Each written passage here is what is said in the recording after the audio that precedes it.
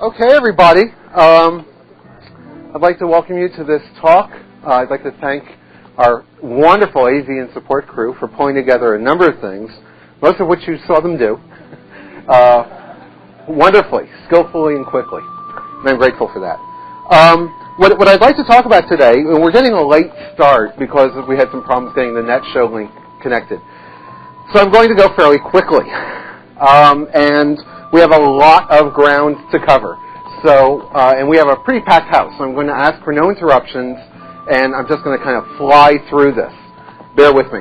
We're going to start with a quick summary, even quicker than it was otherwise going to be, of what I'm intending to talk about, and then just give you a couple of the sort of overview pointers of what this is all about.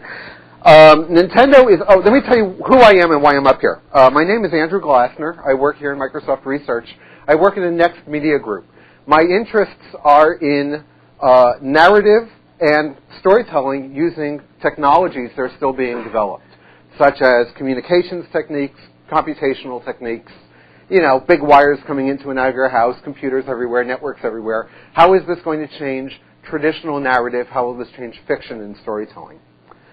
So as part of that work, I stay on top of what's going on in the world of computer communications. That involves interactive novels, that involves collaborative experiences, collaborative design, and of course game playing, which is a huge business, and these guys are very cutting edge. So it pays off for me to be tracking the world of computer games. So today I'm going to talk a little bit about this particular game. This is a cartridge game called Zelda. It's a single-player game for the Nintendo 64 system. This is a standalone box, and this is all it does. And I played this game with 2 hint books and a walkthrough from the net by my side, which I refer to occasionally. It took me about 70 hours, I estimate, to finish this game. And I'm being conservative. It could be twice that. I don't know. I was having fun. Zelda was a huge hit. Zelda was released in the middle of the next to last month of 1998. And as Rick Rashid pointed out in his mail this morning, video games can make a lot of money real fast. In fact, Zelda made more money during the Christmas season than any feature film. It made more money than You Got Mail. It made more money than A Bug's Life. Zelda made more money than any feature film. That's really important news because feature films have, a huge amount of profit in them and a huge amount of selling potential all over the world. It was the fastest-selling game of all time. These numbers may have been challenged by Final Fantasy, I'm not sure. And it was the number 1 selling game in the entire year, despite the fact it was only available for 39 days. So I've played a lot of computer games. And those of you who are in my group have received periodic reviews that I send out. After I play a game to a point where I can develop an opinion of it, I write a review and I mail it out to my colleagues. I'd like to summarize some of those reviews. Just briefly, this is just a random collection over the last year or two. The Muppet CD-ROM, felt terrible or terrible felt, whichever way you want to look at it, but it was awful, just dreadful, and I wouldn't even get into the reasons for it because that would take us a whole different talk, but it was terrible. There was a game called Kuala Lumpur. It was horrible. It was just dreadful. I played a game called Afterlife. It was the worst. Oh, what a waste of time. So I kept playing games because it was so enjoyable, right? I played a game called The Pandora Directive. Oh, don't even open the box. You'll regret it. I played a game called Starship Titanic. Oh, hey, this was from Douglas Adams. It's super-rific. It's wonderful-rific. No, it's stupid-rific. It was a dreadful game, and I hated playing it. Finally, I just bought a game that came on 7 CDs based on the X-Files, a show that I quite like. It was so bad. So I played about 20% of that game and just put it down. I said, it is not worth whatever I might learn to put myself through the agony of playing this game anymore. It is that bad or worse. I try to be charitable when I play these things, believe it or not. So I send out these reviews, and my friends come back and they say, well, Andrew, you hated that last game. And I say, right. They say, well, you hate every game. I said, yeah, that's true. So, well, don't you like anything? And my answer has always been, well, no.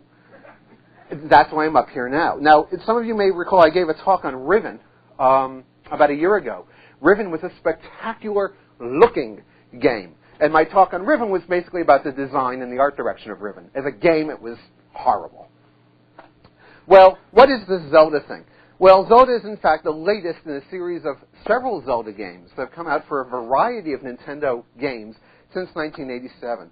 This is the box cover for the first one from 1987, The Legend of Zelda. And as you can see, it was a very crude kind of, scroll your little 2D character around on a screen. It was popular, and so Zelda is the princess of this little world, and Link is the little hero boy who saves the day. So the second story is focused on Link. It was called Zelda 2, The Adventure of Link. I've not played these games. I got these pictures out of one of the hint books that reviewed the history of the game. And here are a couple of screenshots from that. Okay, it's still fairly straightforward and simple technology. Here we have A Link to the Past that came out on the Super NES. This was about 8 years ago, 1991. Here are a few screenshots. So we have some top-down. We have a little pseudo-perspective. Things are getting a little bit more interesting. And then a game came out for the Game Boy called Link's Awakening. And here are a few screenshots. Well, I will digress into the land of technical specifications once and once only, and here it is. This is what's inside the box as best I can tell. There's a 64-bit, 94 megahertz main CPU. There's an auxiliary CPU, basically devoted to graphics, as I understand it. One of these two CPUs was co-designed with Silicon Graphics, and my spies tell me, in fact, it was the main CPU, not the auxiliary graphics CPU. Apparently, the main CPU is a standard R4300 MIPS processor. The auxiliary CPU is basically a graphics machine. It does 5,000 polygons per frame. I know nothing about what it does inside. I just got the number of polygons it did per second divided by 30. There's some memory inside, 4.5 megabytes, which isn't much. It's 36-bit memory, but still, 4.5 megabytes isn't much. A lot of streaming from the cartridge. These games are sold on these little plastic cartridges that have a PC connector on the outside, and they can stream data they can stream data off of the cartridge at 5 to 60 megabytes a second. I believe that the stream going back in is way piddly small. And finally, there's some hotshot audio, 16-bit, 48 kilohertz stereo, lots of wavetable synthesis, lots of digitized stuff for playback. So let's play. Now, when I gave the Riven talk, what I had done is I previously stored about 40 games on a floppy disk, and I just moved from game to game and showed you the most interesting things. This game is stored on the cartridge itself, within the box, within the thing you buy. That's where you store the game, and there are 3 slots. And that's all. Now, if you think about the fact that it took me 60 or 70 hours to get through the game, it was going to be, a lot of thumb action. It was going to be fairly difficult for me to pick 3 really good spots, try to stage them all. Plus the fact that it's an action game, and I want to show it to you, it's going to be very difficult for me to try to describe it with only 3 checkpoints. So I've chosen to structure the talk this way. I've saved a number of games near the beginning. And primarily what I'm going to do is I'm just going to play the game and point out what I believe are items of note as we play. So I'm going to start off near the start of the game, and I'm going to run around some places where I've already solved the puzzles and killed most of the monsters. And I'm going to work my way up to a big monster. And if luck is with me and I'm not too nervous standing up here in front of all of you, I'll kill the big monster and we'll get to see it go down in flames. If that fails, it's okay. I've got a saved game just after the monster is dead. And we'll pick up from there and move on through the game. And I'll show you kind of what the world is like and what it feels like to play the game. Then we'll jump to the second cartridge. And on this cartridge, I have a solved game. Now, in fact, it's a penultimate solved game. Just before your final confrontation with the big guy, the big, worstest monster of all, you can save the game. From then on, there's no saving. Then, if you win, you see the movie, you see the credits, it's over. So I have games saved just before that moment, and so we'll pump ourselves over to this, and we'll run around this more or less solved world, and I'll show you other things of note and what it looks like. And in fact, I've saved the game all the way up to just before that final confrontation. 2 steps before the final confrontation. And you'll see what I mean. Now, I've got to go through a lot of stuff fast, so we're just going to plunge into it. And, I am not affiliated with Nintendo in any way, and, I don't know. Oh, I should tell you how this came about. Let me give you another 30 seconds of background. How did I learn about this? What is this Zelda game? Over the Christmas break, I was just before Christmas break, I was speaking to Curtis Wong, my manager, and I said, Curtis, one of the things we really should be looking at, in addition to all these PC-based games I've been looking at, are these console games, PlayStation, Nintendo, they're big business. And Curtis said, yeah, go to Costco, buy one. I hear that this Zelda game is pretty good. I had never heard of Zelda. So I went to Costco and I bought, the Costco shrink-wrapped game that had the controllers and had the Zelda game in it. All right, fine. I took it home. Well, I played it that night, and I fell in love. I went back the next day, went back to Costco, and I bought 2 more. The whole thing, right? 2 more. The games and the controllers. Fair, I'm going to give 1 to my brother and 1 to keep for myself. Well, the next day I saw David Kurlander in the gym. And I mentioned all this to David, and he said, oh, wow. And he went to Costco and got the last one. And you had to rip open the boxes at the bottom to find it. I then went to the store to get the hint book. And this was at Bellevue Square Mall, I guess the day after Christmas. And I walked in and I said, I'd like to buy the hint book. He said, why do you want to buy the hint book? How have you been playing the game until now? I said, I haven't been. I just bought the game. And his jaw dropped. He said, you can't. How could you have bought it? There are none to be had. The game was sold out within days of its release. Well, it turns out Costco had just bought a whole bunch. So everyone across the country knew if you wanted Zelda, you had to go to Costco. So Costco sold out of them. And just recently, Nintendo has rerun their cartridge fab line, and there are now Zeldas to be had for all. So I'm relatively new to this whole Zelda thing, but I have to say, remember, I've played all these games, and I've hated them all. They're awful, they're boring, they're stupid, they're repetitive, they're dreadful, they're insulting. I mean, stop me when you've had enough. Why did I finish this game? Because it was fun. This game was fun. This game, for me, and you'll hear me singing its praises, it's not flawless, but it is so far above everything else I have seen. And I've been playing all the big ones.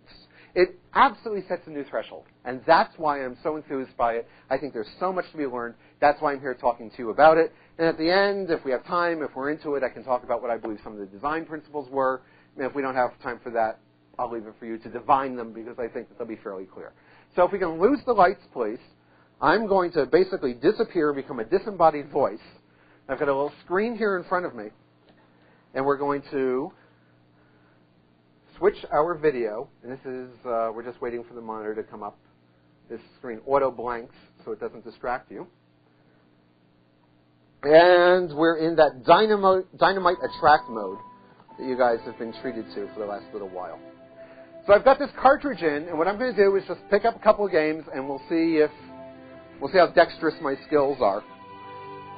And as I said, basically, we're going to play. Oh, let me say one other thing, so if I forget it, you won't feel cheated.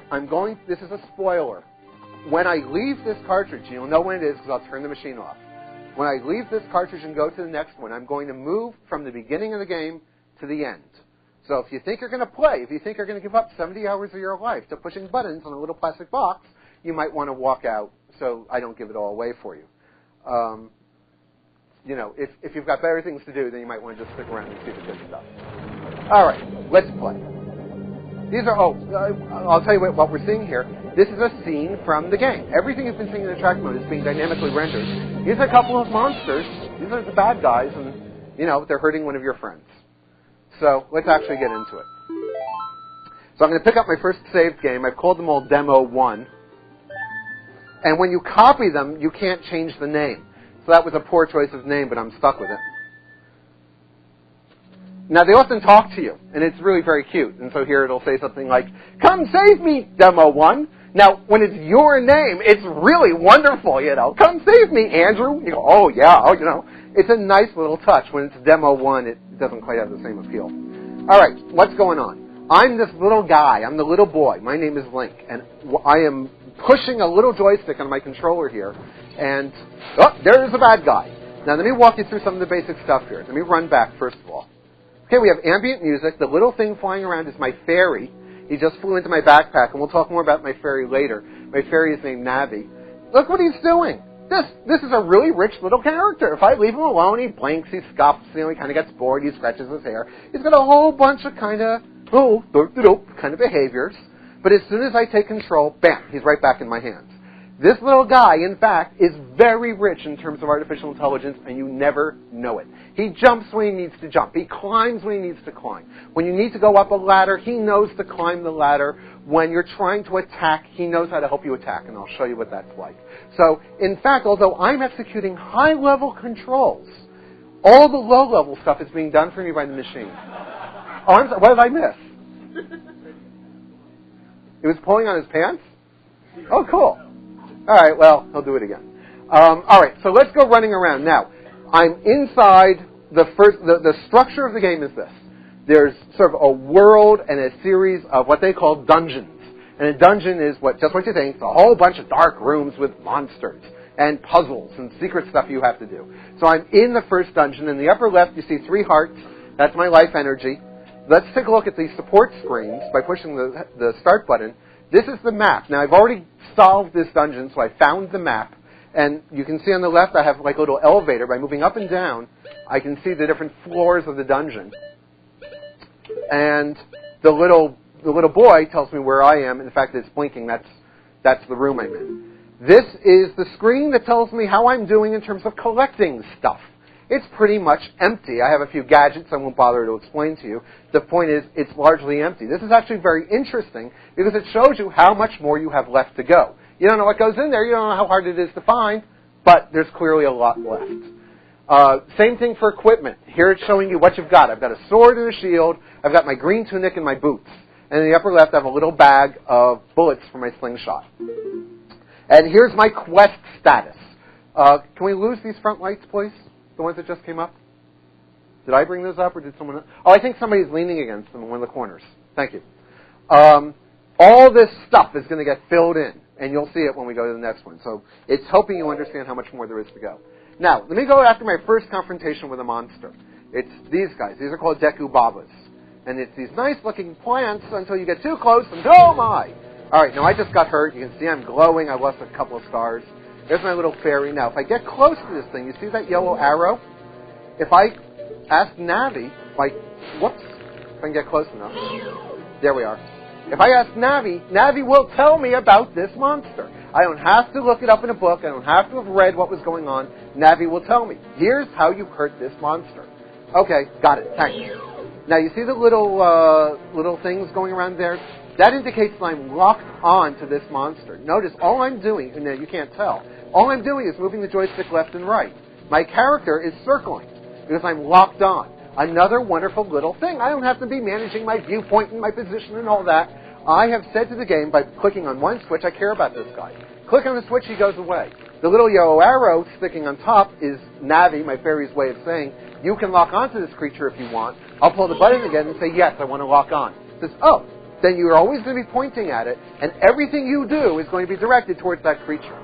So if I start slashing with my sword, those sword slashes are true. They go where they need to go. Now, you may have noticed that the way he slashed was from top down. Now, you can also slash left, right to left. You can lunge, you can plunge, and you can do all of those things if you want. Or you can just hit the B button. And if you hit the B button, he'll do the right thing most times. And when he doesn't do the right thing, he does a close to right thing. It's almost never a mistake. But when you're feeling really good, like you're a really hotshot fighter, and you really want to dispatch an enemy quickly, you can control exactly what kind of thing he does. So let's go over, let's get rid of a couple more of these guys, and I'll show you what I'm doing. Oh, I got hurt. Oh, I got hurt again. Let's go in and zap this guy. All right, now, you see it's beeping. It says, I'm almost out of life energy. Now, what happens in most games when you're almost out of life energy? You say, oh, man, I'm screwed. You save, you reload, you reboot the computer. In this game, they took a strange... Oh, you see he's out of breath. They took a strange attitude. The designers of this game said, you know what? The game should be fun. If you're running out of life energy, what do you want? You want more life energy, so let's give you some because it'll be more fun that way. So let's go get some. Now, just about everywhere you go in this dungeon, there are going to be some plants. And if you go and you hack and slash at the plants, you'll find stuff. And if I slash at enough plants, I bet I'll find myself a heart. There we are. Now, I've used up the plants, right? No, they grow back. So let's go back. I'll get some more stuff from my oh, now I got another heart, and I'm ready to go on. This is called fun. All right, so now I can go back and dispatch the other monsters. You saw how I did, so I won't do it again. I'm going to climb up now. I can. There's a ladder over here I can climb up. Why don't I go ahead and do that? So I'll just run past this guy, and I'll go up this ladder. Now, all the camera control is being done automatically. I can override that. You can almost always override everything. But it does an enormous amount of wonderful stuff for you. Incidentally, we started late. We started about 1:15, so I'm going to take that as an opportunity to run late, and I'm going to go until about 1:15. So you can plan your schedules or leave if you need to. So, all right, what I'm going to do is I'm going to run along this little ledge, and I notice that there's a gap. I've got to jump. Now, there's a lot of flexibility here. It turns out that the little guy knows when to jump, pretty much. So as long as I hit the jump button at roughly the right time, off he'll go. Now, if I miss, I won't hit the jump button. He jumps anyway, because it's the right thing to do. So again, here's my other hand. All I'm doing with my left hand is pushing him forward, and he knows to jump. All right, we have a few more plants we can crush open here. And I can also jump when I want to, and you'll see some more examples of that. There are times when you need to jump, and you are in control.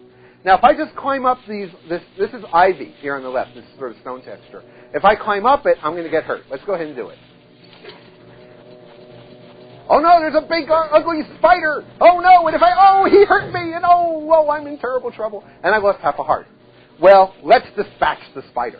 And the way I'm going to do that, you see the 3 dots in the upper right-hand corner. Those correspond to 3 little yellow buttons physically located on this box I'm holding. There's a green dot on the screen, a blue dot, and 3 yellow dots.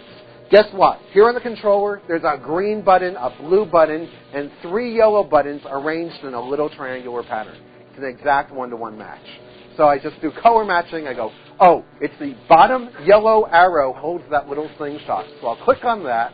Now I have my slingshot, and I will aim at the spider and dispatch it. And I'm kind of a stud marksman with this thing because I've played so many hours. And I'll just take out these 3 spiders. But, the first time you do it, that takes a little bit more effort. And sometimes they leave you a goodie. One of them left me a heart, somebody left me a nut. Those little nuts are the ammunition for your... So now, look at the camera control. What's going on here? Am I doing that? No.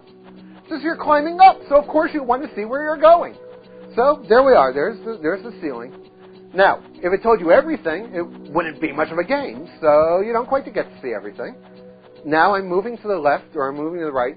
I don't know what's over there. Now, of course, I played the game before, and I do, but first time I played, I didn't, so I'm just kind of noodling around.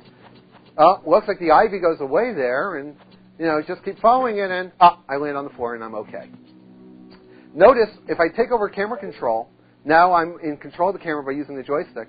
These do some wonderful things here with transparency. I can look right through the slats on the floor. Whoa, that looks like a long way down. Well, we're going to go there. So I can look around where I want, and we'll come back to that. That's actually very, very useful.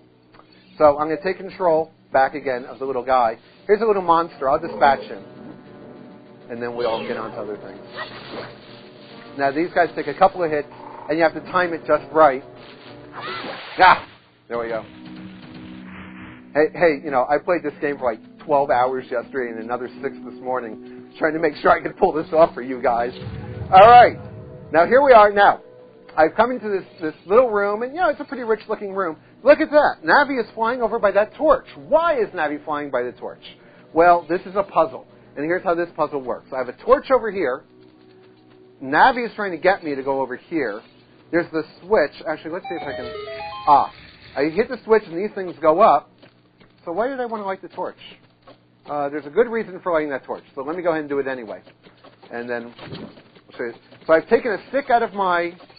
Took a stick out of my inventory. I need to light the torch to open up the door to get out. I don't know if you saw those iron bars go up. All right, so I'm going to step on the switch. Listen. You hear that? It's a sound cue. A clock somewhere is ticking. Now it's going faster.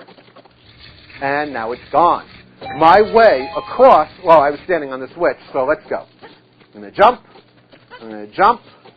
and I'm going to jump.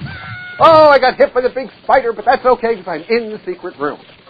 Now, these little spiders are collectible. They're called gold sculptoroids. Every time you kill one, you are a hero.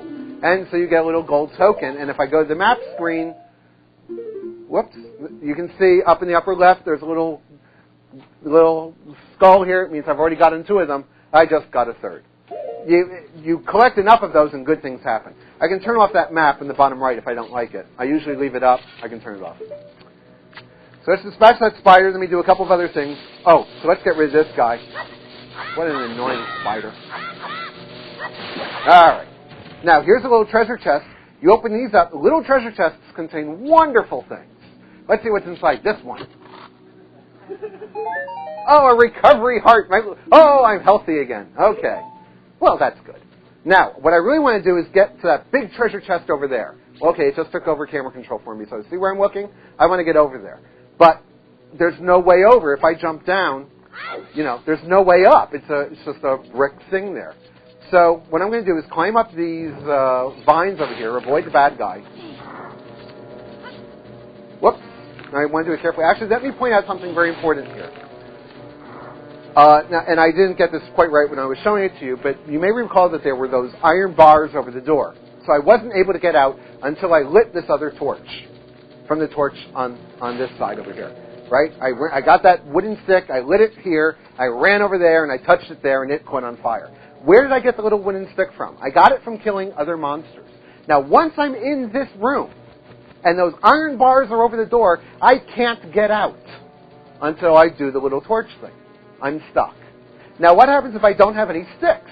Now, in 99 games out of 100, the ones I hate, you're screwed. You hit the reboot button, and you go, okay, before I go in, I know I've got to have a stick. Well, take a look at this. This is the monster you get sticks from. When you kill this guy the right way, you get a stick. So, when there are disposable items that you need throughout the game, they're never far away, which makes it fun. All right, so let's avoid this guy. Get up, do the switches. Let me take care of the stuff I'm trying to do here. Get out of this room and move on. So I'm going to step on the magic switch. The timer's going to go off. The risers go up. And let's jump across and get to that big treasure chest over there. Okay. More plants in case I ran out of energy. Actually, I'm a half a heart down. There we are. My heart's back. Now, there's a big treasure chest. They're fun to open. When I kick open this treasure chest, you see the little blue dot now says open. The top and bottom go black. It means I'm watching a movie. Now, this is not a movie that's stored on the CD. Of course, it's being rendered in real time just like everything else. But the machine is in control. My controller doesn't do anything. So now we're watching the little chest opening movie. Oh, what could it be? Oh, it's the compass! Well, the compass is something that's common to all of these dungeons. There are maps and there are compasses. So now, you saw that I had the map. Now that I have the compass, you can see we have a little picture of a skull at the bottom level. Whoops. That tells you where the big bad boss is. That's where we're going to go next. And when you're still exploring the dungeon, all of these floors will be littered. I don't know if you can see, but at the bottom, very bottom of this structure is a little orange dot. That means that there's a secret thing to be found there. So there's a treasure chest I didn't open yet. So the compass tells you where everything is located. All right, let's get out of here. So I'll just run, I'll jump, I'll climb up, I'll get out. I've already opened the door. So now I'm going to go defeat that big bad monster. So, you see the shadow on the ground ahead of me at the end of this little thing that's sticking out? That means that there's a monster waiting. Now, there was a spider that I killed. I forget where it was. Maybe he regenerated. All right, let's go kill us some spiders. Whoops. I didn't kill him when his back was to us, and so all he does is swing. All right, one down. Get him with a second blow, and I can do my thing. Now, there's usually more than one way to do anything. I didn't have to kill this guy. I could have run around. Oh, and he left us a couple of jewels. Wow! 2 coins. Oh, we're rich. All right. Now, do you see that hole way down there? In fact, I'm going to take over camera control and look down. Whoa! All right. That's where we're going to go. So I'm just going to jump off and head down there. Oh, look, more spiders for us to kill. But I'm not real interested in that right now. So let's go down and kill the big boss monster. And if you see those 3 plants down there, pretty much I'm trying to center them in the screen. Those were the 3 plants I was hacking and slashing before when I was down to 1 heart. All right, let's go down and see what happens. Whoa! Oh! I love this stuff. Okay. Now we're swimming. Oh, it's really cool graphics. You know, nice things are happening. Okay, there's a little platform we can run on. Now, I've killed all the monsters. Normally, there's all sorts of stuff you need to do here. I push this block into the water. I'm going to climb up on it, and I'm going to go and kill me a monster. And then I'm going to leave this and jump to the end of the game. All right, we're down in another pit. There's more monsters here. I've killed them. Just for you. I opened up the secret door. And now I'm going to go in, and I'm going to dispatch the bad guy of this dungeon. Who's, of course, the tamest of the bad guys. Because this is the very first dungeon. Notice it's taken over control. This is typical. When you enter a new place, and we'll see this several times, it gives you a sense of ambiance by taking over control. Whoa! You know, what's going on? Now, there's not that much to see here. Look at the shadows in his feet. If you take a look at where the light is coming from, you'll see that the shadows are actually moving in accordance with the light. This is just a beautiful touch. Keep your eye on the shadows throughout the game. When he's near a torch, the shadows flicker. And when we go outdoors and the sun rises and sun sets and the moon rises and the moon sets, the shadows all do the right thing. It really helps to lock them down. It gives them a great sense of ambiance. All right, so we're running around in this dark, misty room. I happen to know that up here, somewhere, the contrast on my screen is not very good. So I'm not seeing it. Somewhere up here, there's a bad guy. Tell you what, let me go. My contrast is not real good here. Okay. This is kind of what I was afraid might happen. There we are. Well, there he is. Okay, there's the big bad monster. And if I... Yeah, come on. Darn. There's a spider. He's crawling around up there. Thank you. Whoa. All right. I got his attention.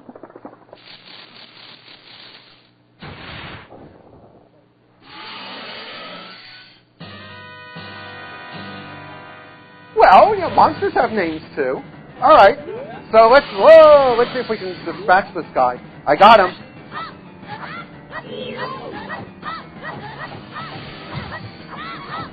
Oh, I'm taking some damage.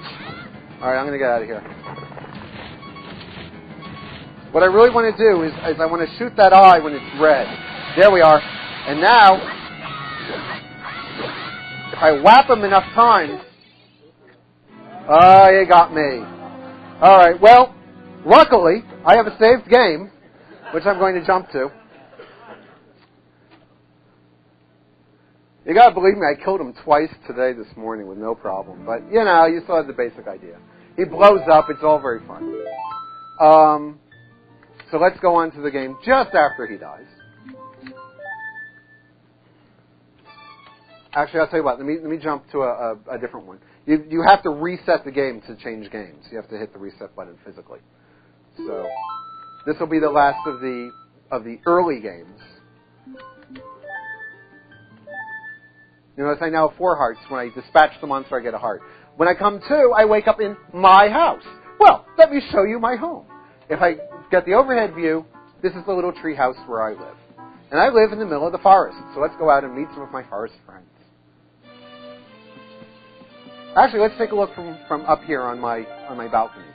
This is the village where I live.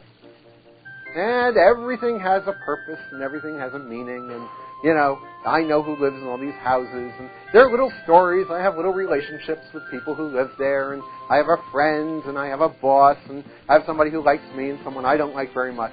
And, count this up, I have a girlfriend. The game comes in the box. It comes with a girlfriend. All right, now I may be revealing a little bit more about myself than I want to be, but what I'm attempting to communicate here is I find that very appealing.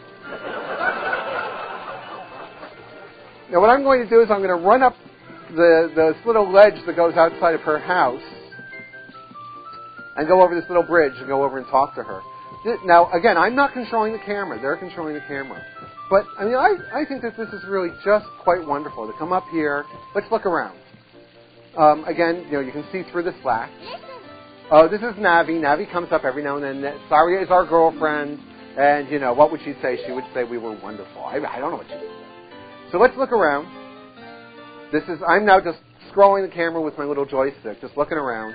This is the world I live in. All the little fairies are flying around doing things. There's a store. There's a house of two brothers. There's my girlfriend's house. That's my house. I'm sorry, that's the store. That's the big boss's house. There's a training ground. There's a waterfall. There's places to go swimming. Anyway, so let's go say hi to Saria. Where are you, Saria? Oh, that's the way I came. So, I tend to be a little bit careful. She fades in because there is some control over the level of detail here. And if I speak to her, we'll have a little conversation, and it kind of goes on, and it's kind of fun, but it's very personal. So I'm just going to run off to the side here. And I'm going to run through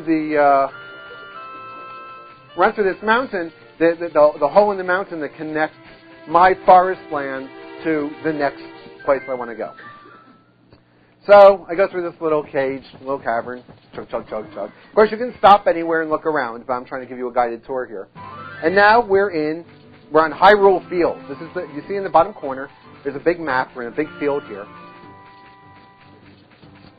And so let me just sort of run out here into the corner. All I'm doing is driving them. I'm just pushing little Link forward here.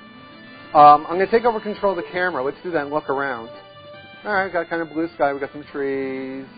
Where's the sun? Oh, there's the sun. Okay, got a little glare and all that. Good. Now, if I kind of lock onto the sun, let's see how it's going. Oh, sun's setting. Uh-oh, it's going to be night soon. All right, well, I better get in before it gets dark. Whoops, sorry. And again, if you watch, notice how my shadows are getting long because night is setting, and the colors are changing. And it's not just the color of the sky; everything is becoming sort of getting that rich golden hour color.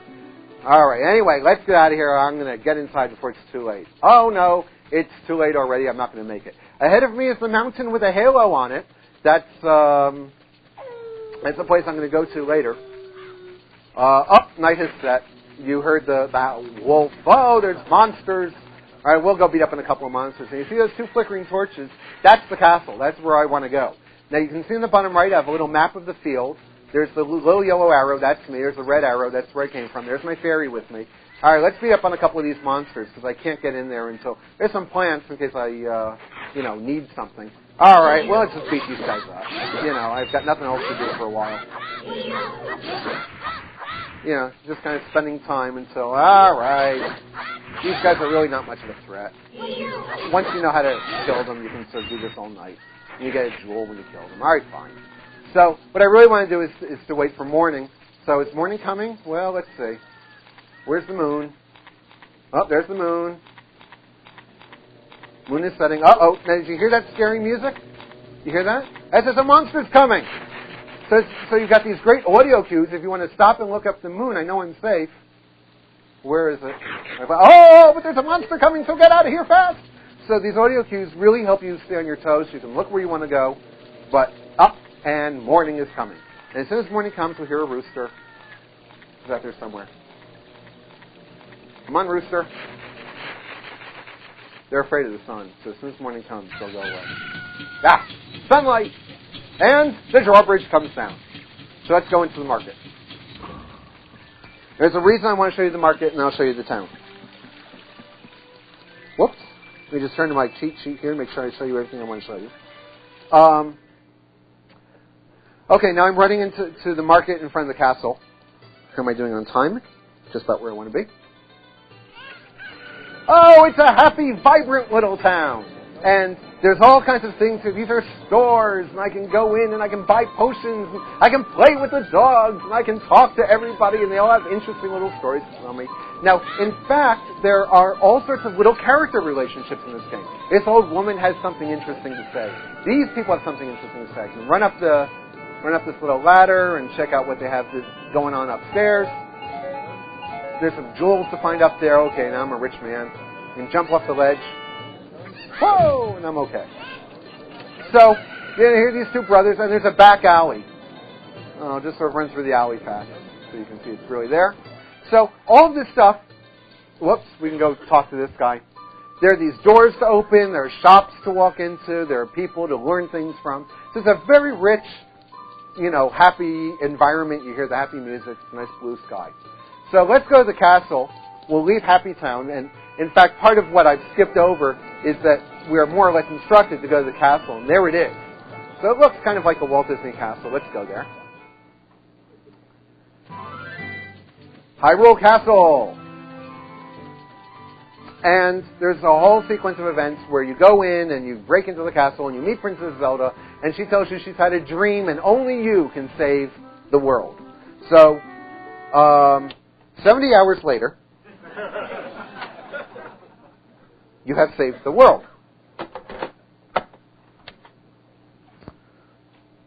So I am now at the end of the game.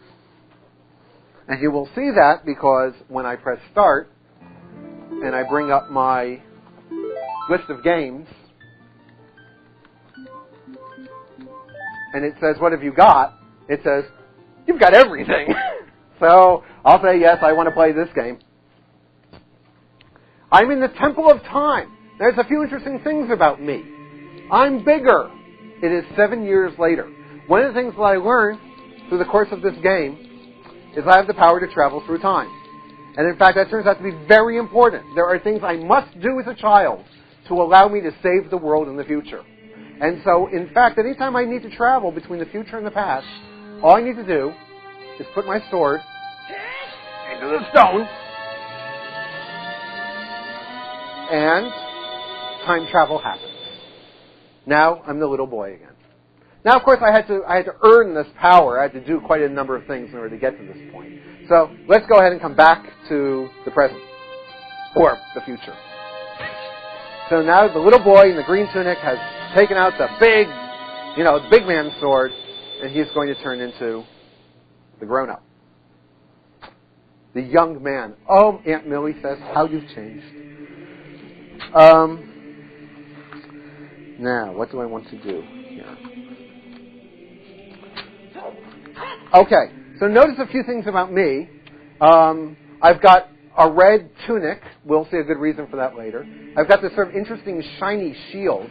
I'm sitting in the middle of a sunbeam right now, but, well, there you can see. The shield is kind of shiny. That's important. And I've got the big sword. Let's look at all the goodies I have collected since last we met. There's the map of the place, but looks like I've collected just about everything. I could have gotten a couple more heart pieces, but I've got all the songs, which you'll see, and I've got all these magical stones. I've got just about everything you might want to wear, and I've got just about every weapon you might ever want to collect. The only thing I'm missing is one of the bottles, and you don't really need it. This is the map of the world, and the little square indicates this is where you are. Notice that there's a flashing dot there. That tells you where you ought to go next, because if you don't know where to go, it's not fun. So this is where good stuff will happen if you go there and go searching around. So, okay. I'm actually not going to take their advice. I'm going to go to the castle. So I'm going to run out. Oh, and we have the monks are chanting, of course. It is the Temple of Time. So I'm now going to. Let me point out another thing. Listen to my feet.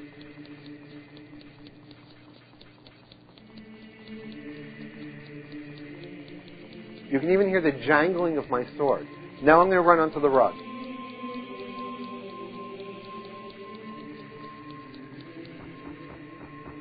They do this everywhere. It's just one of the beautiful little nuances.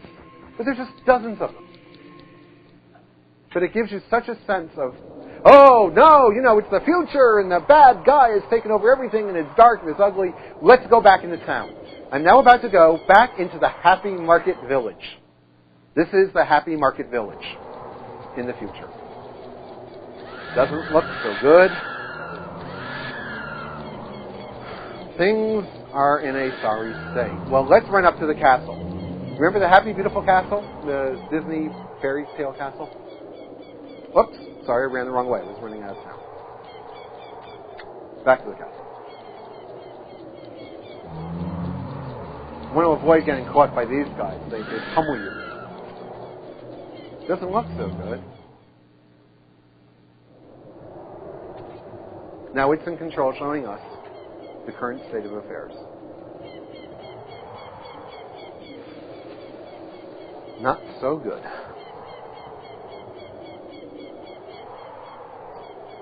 So what it's doing through this little bit of cinematography for us is saying, here's the environment, here's the lay of the land, things are not in very good shape. All right, now, I have my little map in the bottom right. I am now going to go in and kill a bunch of stuff and kill a bunch of monsters and solve a bunch of puzzles that will summarize what much of the game is like. You saw the field I was running around. When I go out to the field, I can run on a horse. And I can also show you a couple of other places to go, which I probably will. As soon as I die, I'll flip to some of the other things. At some point, I will die. See, now, it knows my name is Andrew. It just makes me feel, like I'm part of the game. Okay, now this is one of the guys that I've saved, one of the sages. They're coming to help me out, and they're going to do it by building a tower. And here he's telling me you have to go, basically bring down the 6 barriers, whatever that is. More real-time rendering. It's all real-time rendering. This is cute. Watch him. He doesn't quite believe. Oh, yeah, okay, it's solid. Okay, now I'm back in control. So, run over the magical rainbow bridge. And now I'm going to go into the castle, and my plan is to defeat the bad guy. Now, here's a really nice design principle. I'm going to run forward, and you'll see a couple of monsters. Now, the first time you go in, you see these monsters, you've got to defeat them. You have to beat them up. And there are various ways, and in fact, you'll recognize these guys from earlier encounters. It is a principle of the game, and I assert that they must have done this explicitly. If you enter a room, and you know what to do, and you know where to go, and you run like hell, you can avoid most fights. Now, if you don't know where to go, because you've never been in the room before, your best option is to beat up the monsters, because you don't know where to go. I know where to go. I want to run straight ahead. So I'm just going to run bloody straight ahead. You'll see them. There they are, those 2 guys on either side. They're going to shoot laser beams at me. But because I'm just running straight ahead, solved. I don't have to go through the nonsense I went through. I've already solved that puzzle. I don't have to resolve it. All right, let's look around. I'm going to take control of the camera.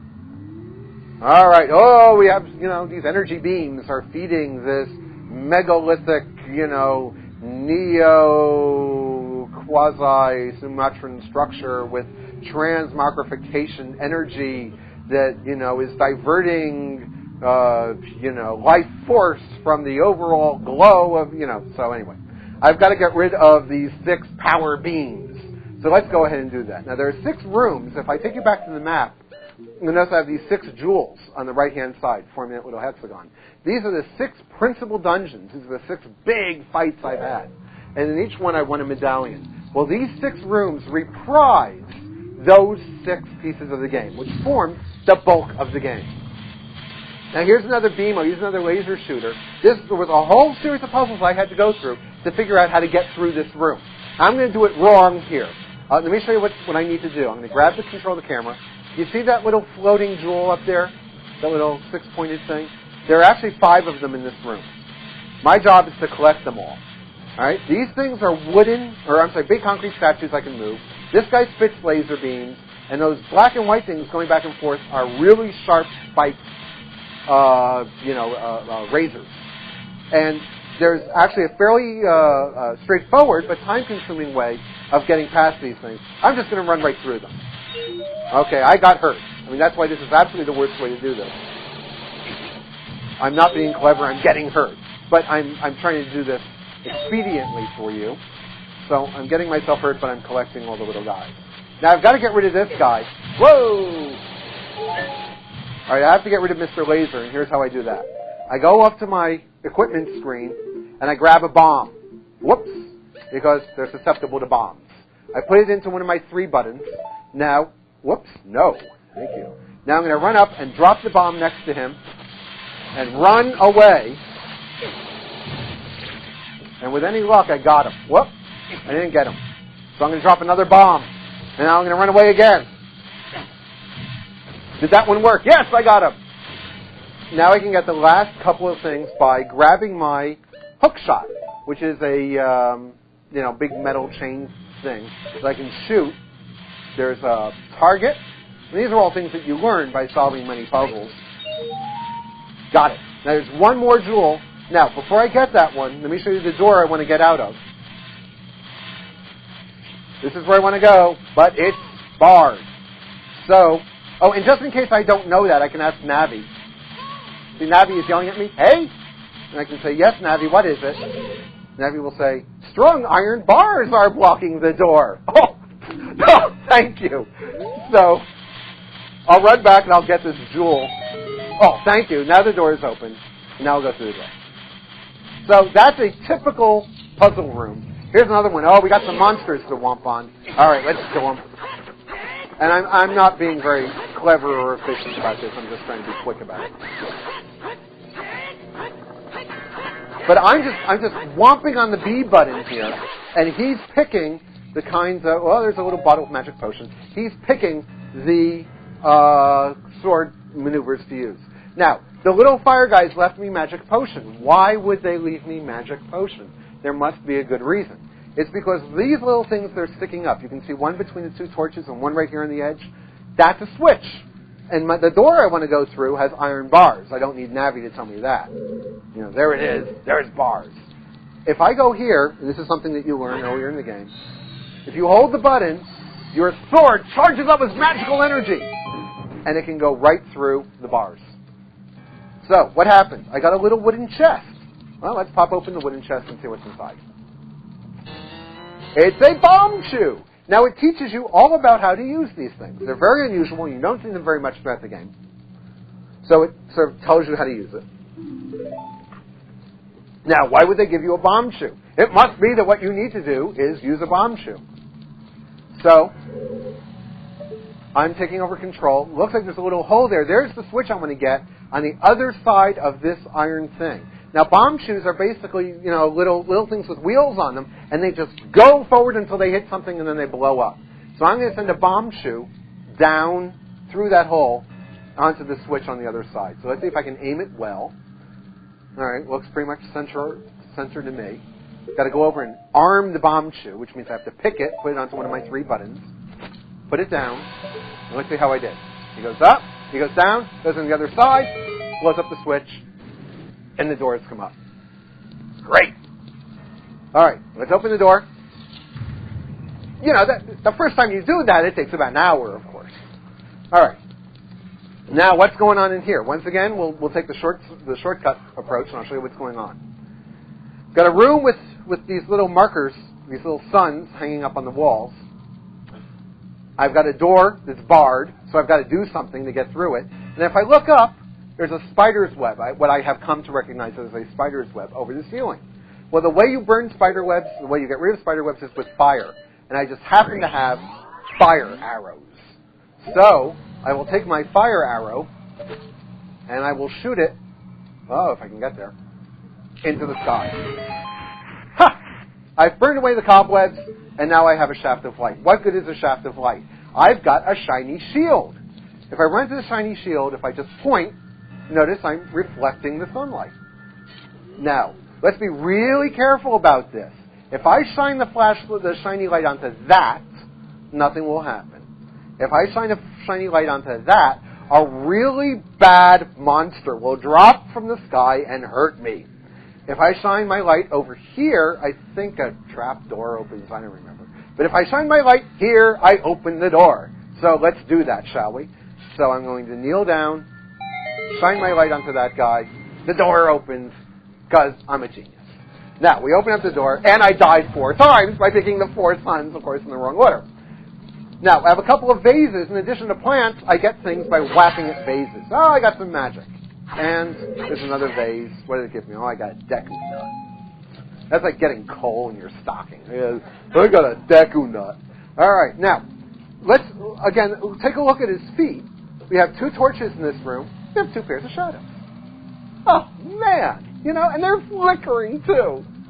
How much more could you want? Now, I want to dispatch this thing, so I'm going to use an ice arrow. I'm sorry, light arrow. So let's go ahead and shoot a light arrow and see what happens. Shoot it right now. How did I know it was a light arrow? Because I tried everything else, and finally this one worked.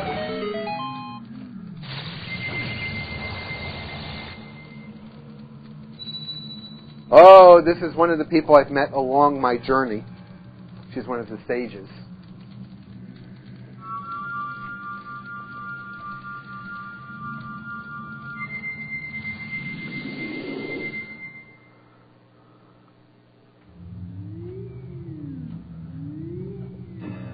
We're back in the main room, and the transionic plasma transmogrification deionizer has been turned off. All right, 1 down, 5 to go. Well, as you can imagine, you run through the various rooms and you dispatch the creatures. And I'll tell you what. Let's do this. What I will do is I will run into one other room and just kind of do a few of the things in that room, and then I'll show you some of the other some of the other places to go, and we'll call it a day. So let's go into the forest room. I think that's the one that I want to show you. If not, I'll just come out. Yeah, let's not go into this one. Let's go into a different one. So I'm going to run downstairs.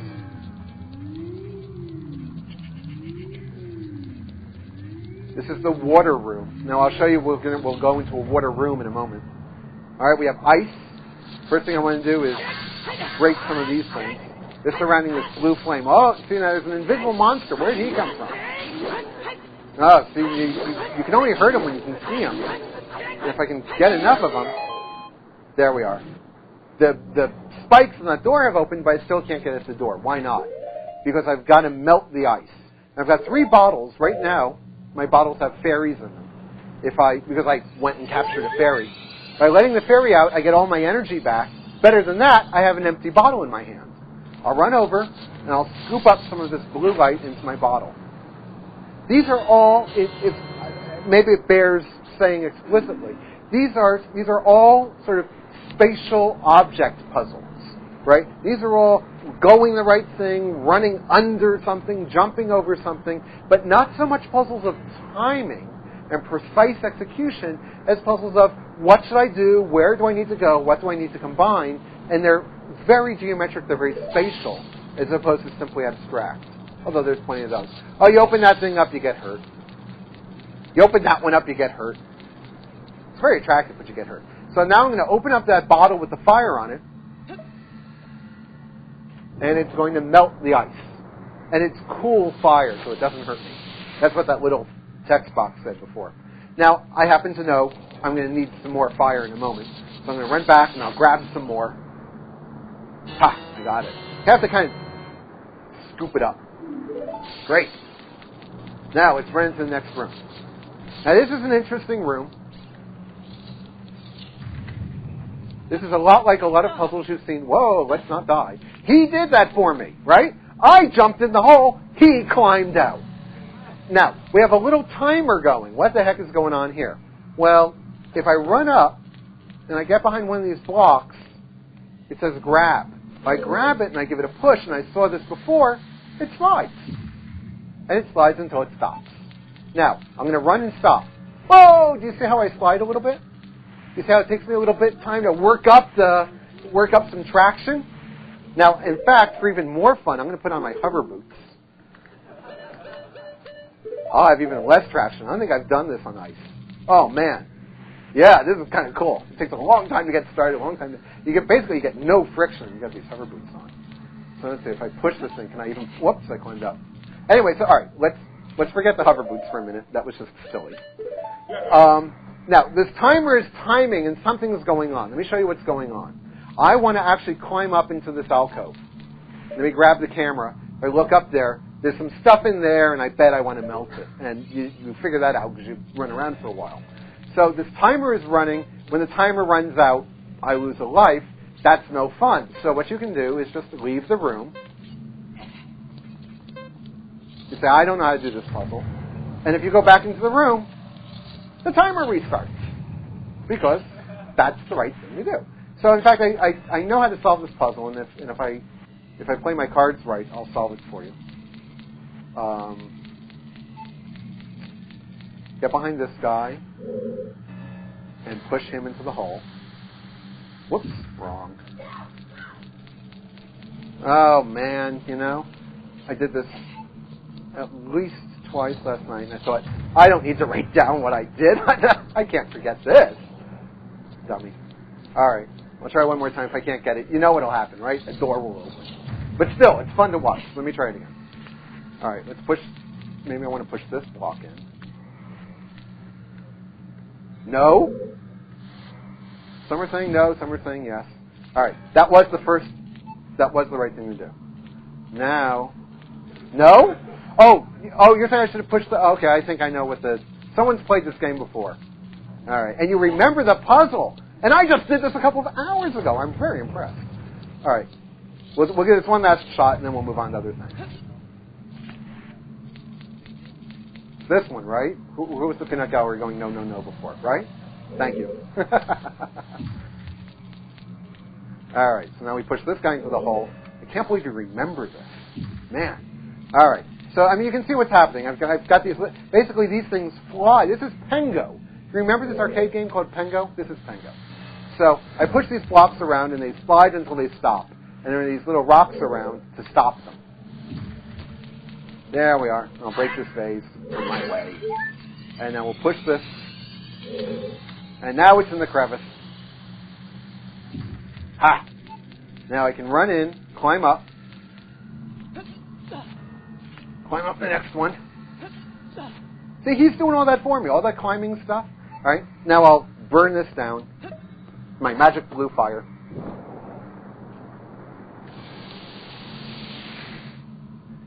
Now what's going on? Another switch. Let's jump on the switch. Nothing happens. Why not? Because it's rusty. So, I will break out my handy Megaton hammer. Don't you have a Megaton hammer? I never go without one. Take my hammer and whomp that puppy. All right. Oh, that worked pretty well. I'm sure you all were way ahead of me on that one. So, whoops. Let's climb on down. Yeah, there, little guy. Timer's still running. We actually still have lots of time. Put away the hammer. For goodness sakes. If I stand there, it'll say put away. There we go. Okay, now we'll climb up the magic thing. We'll go out the door. And here we are again, ready to, de-ionize the next transmogrification beam. Kill a few more vases. I'll shoot another light arrow. We'll watch the little movie, and then we'll go do some other things. I've got my super light arrow, and I'm a crack shot, so I'll get it first time. You don't want to know how much time I've spent practicing arrows.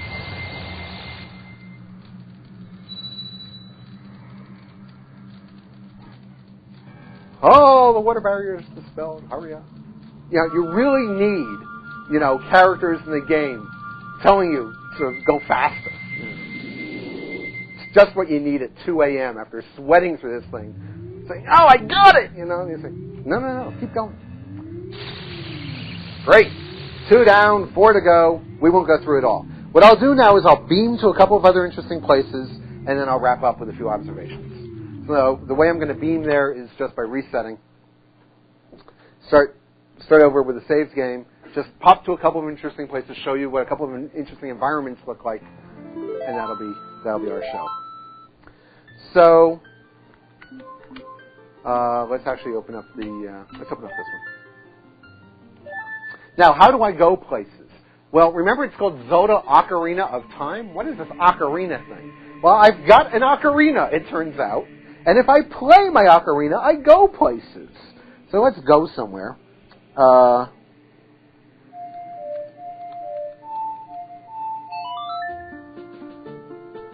what a coincidence. I played a song.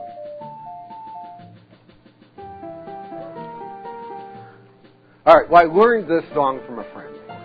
Somewhere along the line, I did something good for someone, and they taught me the Bolero of Fire. And by playing the Bolero of Fire, I am transported to that mountain. So, this is what it looks like in a lava field. Let me just stand still for a second. This is pretty cool. Just a little 2D image processing, a little warping, wobbling, spooky, shaky stuff. But it's hot. It's really hot here. If I look down at the lava, it's dangerous. And you can walk across these little wooden things, but you better be pretty fast about it or you'll get hurt. And, everything's kind of wobbling around, so it's not quite sure where to put your feet. But okay, let's just run into here and see what kind of monsters are out there for us. There's Navi. Navi is always telling you to hurry up. Whoa! Whoops. Oh, this is a long ladder. So I'm just going to jump down. Okay.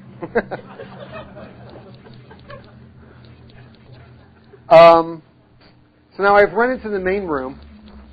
Oh, bats. Oh, I hate bats. A couple of bats are going to come flying at us. I'm just going to ignore them. Oh, we lucked out. Oh, we are so fortunate. Okay, we're now in the lava room where we can do stuff like jump down onto... Let's see, if I jump down to here, am I okay? I can jump down onto these various moving... You see, let's see if we can get one nearby that's shuffling along. Yeah, see that guy over there? So we can ride these various things. What I'm going to do is I'm going to run across. He did that. All I did was keep pushing forward. So this little character is... Oh, and bats. The bats are going to hurt us. But I'm just going to ignore them. And I can just barely make it. Oh, wow. So there's a bat. Oh, I don't care. I hate those bats. Okay. Now we're in this interesting room where I'm just going to do a little bit of it. It's actually a fairly complicated room. I'm going to jump onto this chain link fence, climb up. So I'm just trying to give you an idea of the kinds of things you do, right? There's a bunch of bats up here, and they're just the bane of my existence. Bats. Let's see if we can just sort of womp on them. All right, I don't care about them anymore. See, it's just that they're so annoying, and they just don't leave you alone. All right. Am I pretty much over this rock? Yes, I am. So I'm just going to jump down. Go down. And if, I guess I should have shown you. There's a fire geyser over there. It's very dangerous. If I get in the fire geyser, I just get burned. But there's this big rock up here, and it doesn't look like any other rock. And if I go up to it, it says grab. Well, I'm sure you're way ahead of me. Oh, that stupid bat. Go away, you. Oh, yeah. So, push this block into place. Oh, he's going to come and disappoint me again. Okay, now, if I jump on that block... Whoa! That wouldn't be good. Well, all right. Well, you got the idea. If I had stayed on there... Oh, I hate those guys. If I had stayed on there, I would have gone up to the next level, and good thing. Like, oh, maybe I can climb up when he comes down. Let's just try it. I've actually never tried that. Makes sense. I should be able to. So let's just give it a shot. The thing will come down, you'll get to see what it looks like. All right, can I do it? Can I climb up? No, it's too high. Oh! That would be bad. All right, now this is actually very steep. All right, now the camera comes around because it knows this is where I want to look. This is very steep, and the climb it well is very hard, and if I fall off of it, all right, so let's not worry ourselves about that. Let me show you one other place to go, and we'll wrap it. And what I'd like to take you to is the... let's go to the water place. I'm going to take you to the lake. Because the lake is very interesting. Okay. And I'm going to play the Serenade of Water. The Serenade of Water is played with the little buttons here on my... Oh, what did I do? I let out a fairy. Okay. I want to play my ocarina. Here we are. The Serenade of Water is A, down, right, left. Now, when they teach you these, they're very explicit about it. They show you this picture, and then they dim it out, and they say, now you do it. And you go, A, right, down, left. Very good, you know. And then you can always call it up on the help screen. So they're really good about teaching you these songs. And it's kind of enchanting that you learn, you warp around by playing your little ocarina. I mean, come on, an ocarina? And here they are. So if I want to find the Serenade of Water, there it is. And you see it's written down there. So you don't really have to scribble it down. So let's just go running around. Once again, there's a bridge. There's all kinds of fun places to go.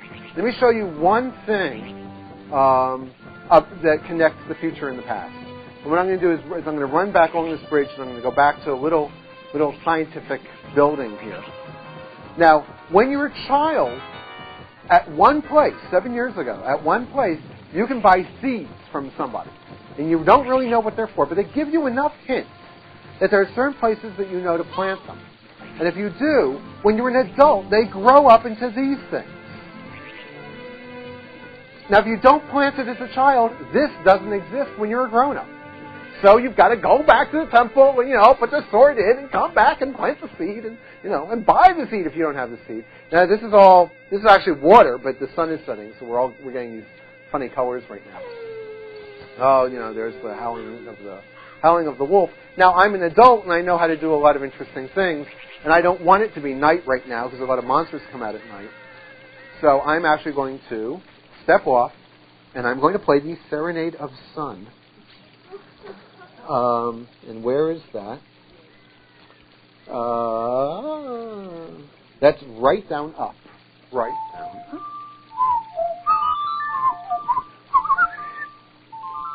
There we go. Okay. And when you play the sun song, if it's night, it becomes day. If it's day, it becomes night. Oh! Yeah. I mean, come on. You can make the sun rise and set, and you get a girlfriend. Now, the one thing that's important to know, now there's still monsters. There's always monsters. All right, we'll beat this guy. Womp, womp, womp. Okay. One thing that's important to know is attached to my controller, there's a little gadget that I bought for about $12. They make knockoffs. They're a little bit cheaper, called a Rumble Pack. And I don't know what's inside. It's a bass speaker, or it's a little ball, or it's a solenoid that throbs. But it's a little thing that shakes around a little bit. And when you get badly whomped, it shakes. You go, oh, that hurt. But it's also a secret clue. When you step over a magical place with a magical hole or something really interesting that you should be taking note of, your Rumble Pack rumbles. And you know that there's something going on, which is very, very nice. So the last thing I want to do is to jump in the water, go into the water temple a little bit, and then I'll draw my conclusions. Oh, okay, bad monster. We'll avoid you. I can dive. I've gotten myself the silver gauntlets of the silver scales of diving. I can dive very far. But better than that, I was very fortunate, and I beat the right monsters, and I got myself a tunic that lets me breathe underwater. And that's this blue tunic over here. So I'm going to put on my blue tunic, and I'm going to put on my iron boots. Now, by putting on my iron boots, what do you think? And because I've got my tunic on, I can breathe. What a relief. All right, and because I knew where I was going, we just happened to be at the entrance to the water temple. And listen. Pretty cool. Yeah, that's exactly what iron boots sound like underwater.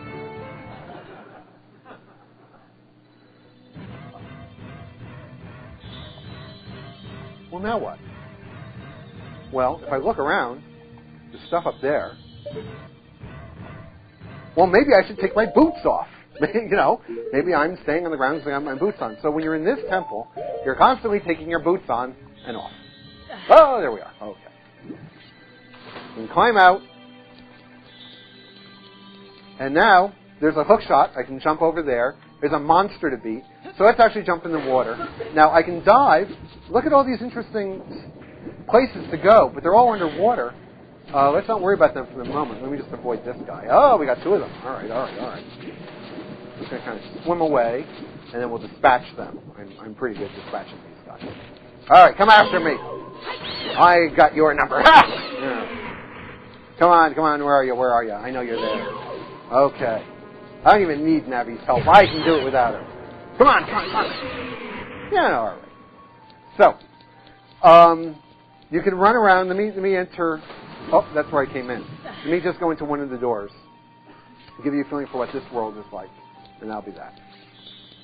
So, these are just the tips of the icebergs, right? I'm just trying to give you a feeling for the kind of richness of texture and variety of things.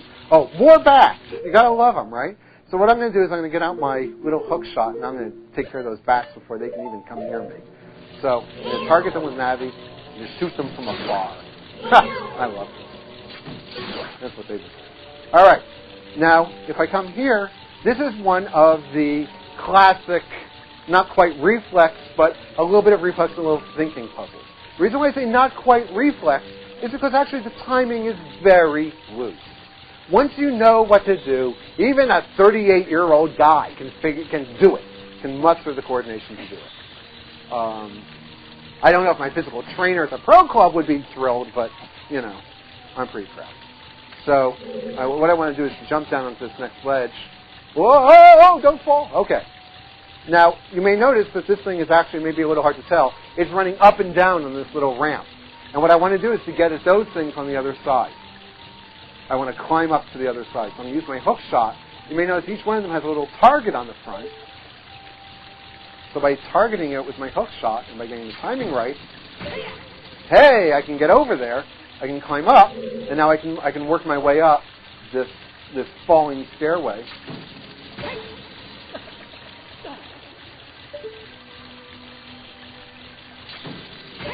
Oh, man. Okay. That took me 2 nights. Really. Like a few hours until I went to bed and I went, oh, I know what to do, and the next day I kept trying and, whoa, All right. So here's another world, and I'll just show you one more thing you can do here, and then we'll wrap up. You see these towers? If I throw this switch, oh, the towers come up. So it's very rich, lots of textures, lots of environment. And my rumble pack is rumbling. So what I'd like to do is wrap up, turn off the sound here. So let me just throw a couple of wonderful game design principles at you. First of all, when you die, and you do run out of hearts, and you have to get restarted. When you play through one of these dungeons, the dungeon is always run by a big boss. The whole point of the dungeon, you're running around, is to get the key to the boss's room. With that key, you can get into the room where the biggest, baddest monster lives. When you kill the big bad monster, you get a life star, you get all kinds of good things happen, and you go on to the next level of the game. So the whole point of the dungeon is to beat the boss. To beat the boss, you need the key to the boss's room. Typically, when you go into the boss's room and you fight the boss, you die. So when you restart the game, or when you get reborn in the context of the game, you start just outside the dungeon. 99 out of 100 games make you then run through the whole bloody dungeon again, killing all the monsters, doing all the bloody stuff you just did, until you can confront, whoa, my rumble pack is going, someone's getting killed, someone's getting hurt. They make you run through and kill everything. In this game, the big boss's door is a hop, skip, and a jump away from the front door of the dungeon. So when you get reborn, you run in, you run past a monster or two, and you're back in front of the big bad monster. That's really a very good point. It's very clever. This I've been saying before, run fast, you can avoid the fights. That's great. Once you know what to do, you don't have to waste your time doing it again.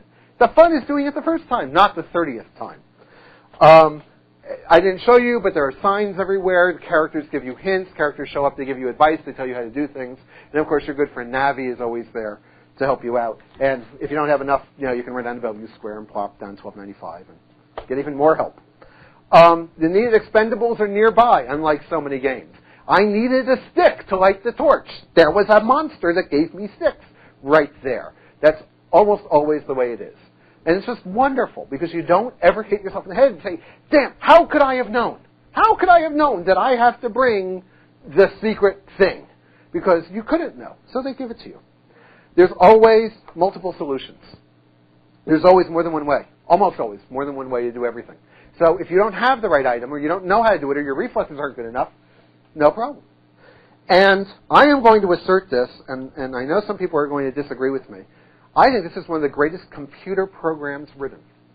It doesn't crash. I've played this game, again, 70, 100, how many hours. It has never crashed.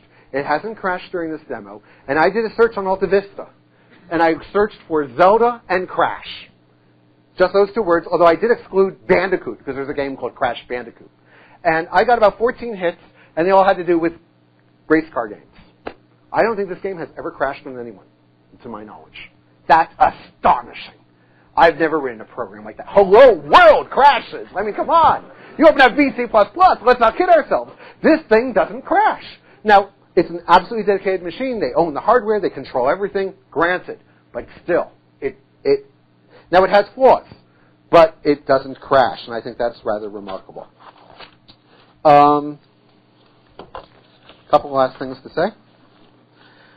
I love those cinematic intros. They give you context. They give you the lay of the land. You don't have to spend 10 minutes running around to figure out what the environment looks like. They give it to you before you get started. The shadows are great. They lock you down. Visual indicators, your size, your weapon, your tunic.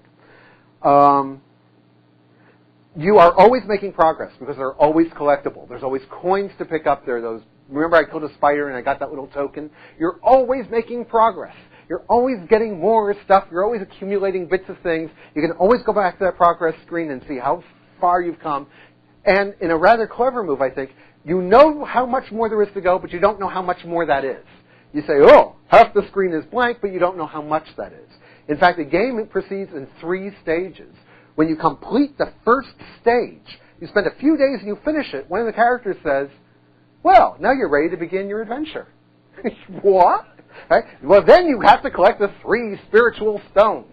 You know, all right, well, that's the point of the game. And you spend a week collecting the 3 spiritual stones.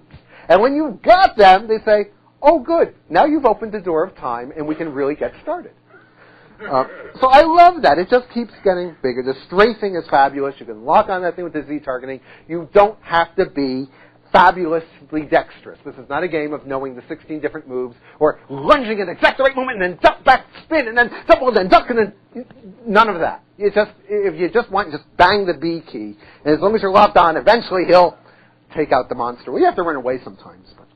But, the Rumble Pack is a very clever way of doing things. The AI on the little guy is wonderful. Best example of high-level control in a game, certainly, that I've ever seen, and in most entertainments that I've ever seen. He is doing so much for you, and you just don't even know what's happening. The musical cues are great.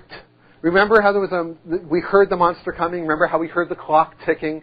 These things are built in, and you don't even notice them. But there's half a dozen of them. And these audio cues tell you what's going on in the rest of the environment. So you can be looking here, and if stuff is going on, you know. Because there's this whole other channel of information called sound, and they use it beautifully. I love the sunrise and the sunset and the day for night. It's very sweet. The cinematography is very nice. Even the computer-controlled, the cutscenes are very nice, but even the automatic camera control. I'm running around anywhere I want, and 99% of the time the camera is exactly where I want it to be. And when it's not, I click one button, and now I'm in charge. And when I let go, it stays with me. So the cinematography, the computer-controlled cinematography in this game is absolutely a surprise. I would never have bet it could be that good, but it really is. Navi's hints are great. There are all kinds of little things. One problem is you can't shortcut those scenes. One reason I didn't show you the conversations and so forth is that you can't get past them. When it says, it's time for me to tell you a story, you have to sit and wait. I think it's a fabulous program. I think it's a brilliant piece of work. It's certainly the first game I have ever played that I really enjoyed anywhere near this much. I played it all the way through, which is a tribute to it. And I expect great things to come from the Nintendo folks, because anyone brilliant enough to do this has got more tricks up their sleeve. Thank you all very much for coming. See you. It's 3 o'clock, so we have to vacate the room. I'm going to pack up. But if you have questions, come on up, but we can't play because we have to clear out.